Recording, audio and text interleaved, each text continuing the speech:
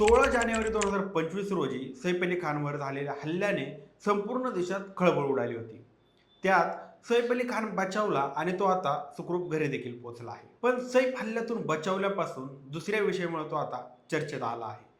नवाबांचा वंशज असलेल्या सैफ अली खानच्या 15,000 कोटींच्या संपत्तीवर जप्ती येण्याची दाट शक्यता झाली आहे.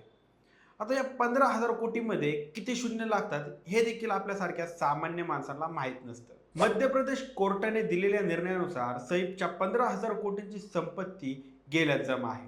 आता सैफची 15,000 कोटींची प्रॉपर्टी नेमकी का जप्त होऊ शकते आणि भाजपने असा कोणता कायद्यामध्ये बदल केला ज्यामुळे सैफवर आज ही वेळ आली आहे, या सगळ्या गोष्टी जाणून घेऊया आजच्या या व्हिडिओमधून. नमस्कार, मी सनी आणि तुम्ही पाहताय दैनिक राज्य लोकतंत्र. आता सैफ अली खान चाकू हल्ल्यामुळे चर्चेत आला असेल तरी तो चर्चेत आधीच आला होता. मध्य प्रदेशातील त्याची 15,000 कोटींची प्रॉपर्टी याबद्दल मध्य प्रदेश कोर्टाने दिलेला निकाल यानंतर राज कपूर यांच्या वाढदिवसानिमित्त पंतप्रधान नरेंद्र मोदी यांना संपूर्ण कपूर कुटुंबीय भेटलं होतं.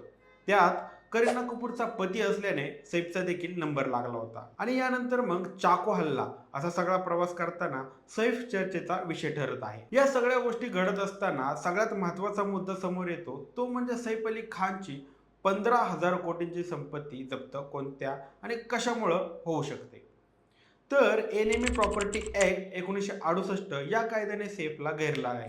भारत आणि पाकिस्तानात 1965 साली जो युद्ध झालं होतं, यापूर्वी 1962 साली आणि चीनमध्ये आणि भारतमध्ये युद्ध झालं होतं आणि त्याच वेळी एनिमी प्रॉपर्टी ऍक्ट हा कायदा अस्तित्वात आला होता. या कायद्यामध्ये जे पहिले भारताचे नागरिक होते आणि या युद्धानंतर जे पाकिस्तानात स्थायिक झाले आहे, ज्यांनी पाकिस्तानाचं नागरिकत्व स्वीकारलं आहे, या व्यक्तींची संपत्ती सरकार जप्त करू शकतं.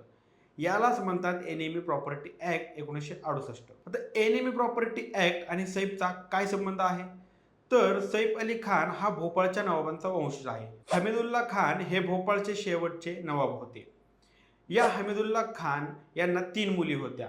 यातील सगळ्यात मोठी मुलगी अबिदा खान होती. 1965च्या युद्धानंतर अबिदा पाकिस्तानला स्थायिक झाल्या आणि यामुळेच सैफ अली खानच्या 15,000 कोटींच्या संपत्तीवर जप्ती होण्याची वेळ आलेली आहे. अबिदाची धाकटी बहीण होती साजिदा सुलतान आणि या साजिदा सुलतानचा सैफ अली खान नातू.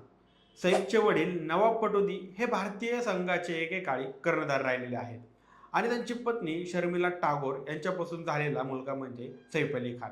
सैफ अली खानची आजी म्हणजे साजिदा सुलतान यांनी भारताचे नागरिकत्व स्वीकारलं. त्या भारतातच स्थायिक झाल्या. पण साजिदा यांच्या थोरल्या बहीण अबिदा खान पाकिस्तानला गेल्यामुळे हा एनिमी प्रॉपर्टी ऍक्ट खान कुटुंबियाच्या मागे पडला. आता भाजपाने 2017 साली एनिमी प्रॉपर्टी ऍक्ट मध्ये सुधारणा केली होती. ज्या लोकांनी युद्धानंतर एनिमी देशाचं नागरिकत्व स्वीकारलं आहे त्यांच्या संपत्ती सरकार जप्त करू शकतो.